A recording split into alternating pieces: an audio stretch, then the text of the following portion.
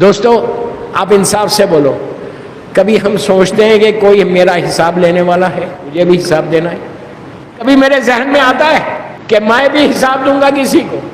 ہم کو حساب لینا بہت اچھا آتا، یاد رکھو دینا بھی ہے تم دنیا میں جیسے حساب لے رہے نا، تمہارا حساب کوئی اور بھی لے گا، کوئی اور لے گا، اور ایسا لے گا کہ وہاں پہ تم انکار نہیں کر سکتے، ڈینائی نہیں کر سکتے، اور ایک ایک لمحے کا حساب ہے۔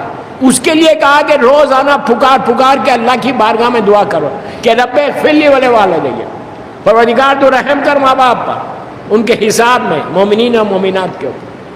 یہ اتنا ضروری ہے دوستو، اپنی یہ زندگی سوچ کے گزارو کہ مجھے کچھ کرنا ہے، مجھے کچھ کرنا ہے، اپنے لیے نہیں، اپنی آخرت کے لیے کرنا ہے۔ دنیا میں تو آپ جتنا دن چاہے رہ جائیں، کوئی انسان کتنا رہتا؟ 50 60 70 80، اس کے بعد جانا تو ہے۔ آپ جتنا آپ نے انویسٹمنٹ کیا ہے، میں تھوڑا سا اور کلیئر کرتا بات، غور سے سنو، جتنا آپ کا انویسٹمنٹ ہے، انویسٹمنٹ سمجھ رہے میں کیا بولنا چاہ رہا ہوں؟ پراپرٹی خریدی آپ نے، فلیٹ خریدا، بنگلہ خریدا، شاپس میں، بزنس میں، شیئر مارکیٹ میں، ہر طرف جہاں پہ بھی آپ کر رہے ہیں انویسٹمنٹ کر رہے ہیں نا، پورا انویسٹمنٹ یہاں پہ ہے، زمین کے اوپر ہے انویسٹمنٹ۔ میں کیوں کر رہا انویسٹمنٹ؟ کہ ریٹائرمنٹ کے بعد جب میں ریٹائرڈ ہو جاؤں تو میں آرام کے ساتھ لکھنؤ میں زندگی گزاروں۔ آپ پراپرٹیز کیوں خرید رہے، کرایہ پہ کیوں دے رہے؟ جاب ختم ہو جائے گی تو کم از کم کچھ تو ملے گا۔ جتنا انویسٹمنٹ ہے آخرت کے لیے نہیں ہے، زمین کے اوپر ہے ہمارا سارا انویسٹمنٹ۔ سوچ رہی ہے کہ ہزاروں ڈالر آپ نے بینک میں انویسٹ کر دیا، پراپرٹیز لے لی، گھر بنا لیے، یہ کب تک رہے گا؟ جب تک تم زندہ رہو گے۔ ایک دفعہ تمہاری سانس نکلی، وہ سارے کا سارا چلا گیا، کوئی اور انجوائے کرے گا، حساب تم دو گے۔ جتنا انویسٹمنٹ ہے زمین کے اوپر ہے۔ ماں باپ یہ فاطمیہ میں اس امام بارگاہ کی اس مجلس میں یہ پوچھنا چاہتا، یا کوئی ایسا بیٹھا ہوا ہے کہ جس نے اپنا انویسٹمنٹ نیچے بھی کیا ہے؟ میں پوچھ رہا، کبھی سوچا یہ بات؟ لیکن ایک چیز یاد رکھو، میں ہتھیلی پہ جنت دینے والا مولوی نہیں کہ یہ کر لو جنت مل گئی، نہیں۔ جو معصوم نے کہا اس پہ جنت ہے، معصومین کہہ رہے جتنا انویسٹمنٹ ہے تم نیچے کا کرو، کوشش کرو۔ میں یہ نہیں بول رہا کہ زمین کے اوپر تم ہر چیز بیچ دو، یہ مطلب نہیں۔ یہاں پہ بھی ربنا آتنا فی الدنیا حسنہ ہے ہمارے پاس، دنیا اور آخرت دونوں ہے، لیکن کوشش تو کرو، کچھ تو کرو۔ کبھی تو سوچو کہ مجھے انویسٹمنٹ نیچے کے لیے بھی کرنا ہے۔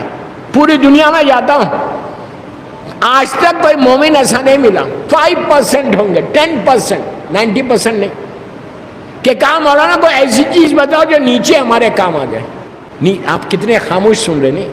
نیچے کا تصور ہی نہیں ہے، نیچے کے بارے میں سوچنا بھی نہیں چاہتے۔ نہج البلاغہ میں مولا کے خطبے پڑھو، ہندی میں بھی آ گئی، انگلش میں بھی موجود ہے، مولا کیا بول رہے ہیں، وہ دعا پڑھو، مولا حسین کی دعا ہے، عابد بن رمی کی نہیں۔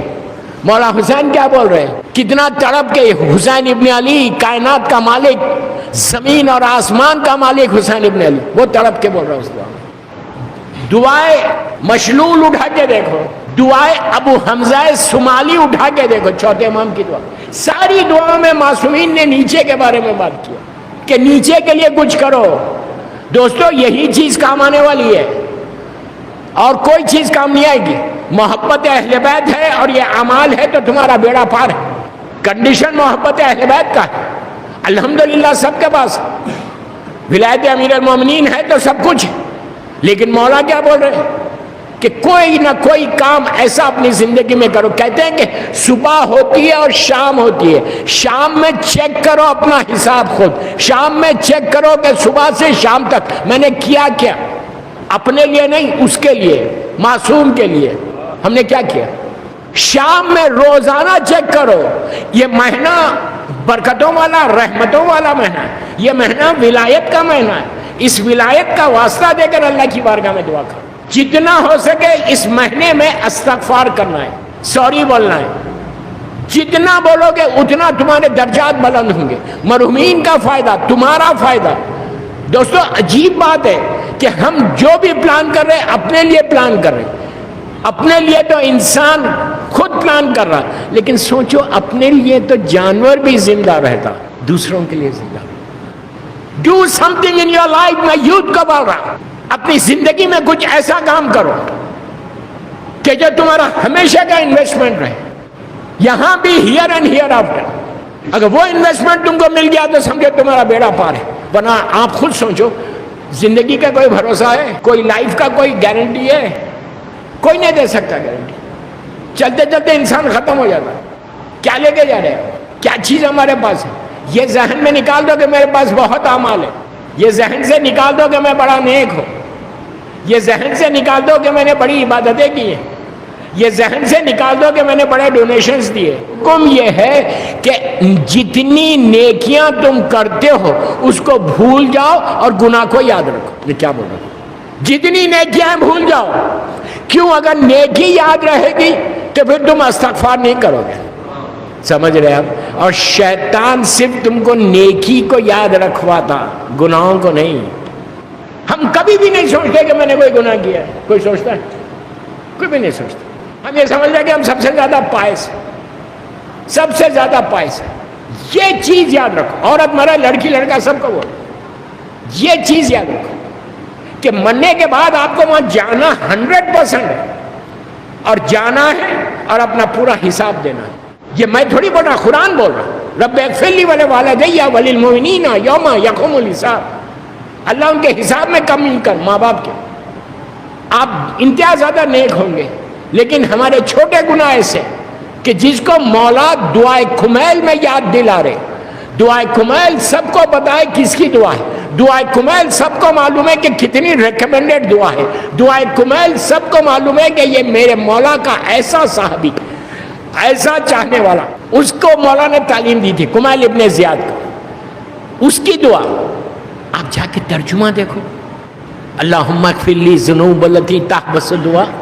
یہ میرے جملے, یہ میرے مولا علی علیہ السلام کے جملے. اللہم اغفر لی الذنوب التی تنزل البلاء.